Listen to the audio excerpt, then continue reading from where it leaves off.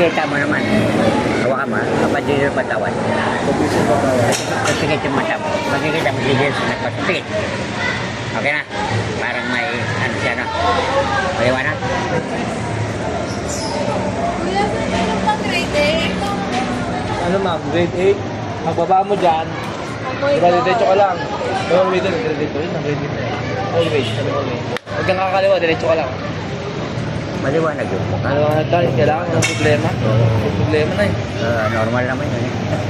Pag wala ko ng problema, samantala yun. May problema? Yan, ya? May problema. Yan ang apelido natin eh. Yung mayaman nga, maraming problema din, maraming bayaran. Arisin. Uutang din, no?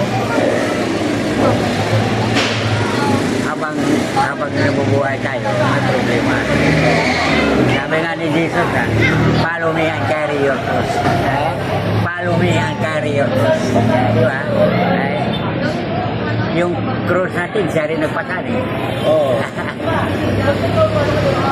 Pero kailangan sumunod tayo eh. Follow me. Ano ba yung cross natin? Yung mga problema. Kabahin ko din ako. Ay, sige. Kabahin ko.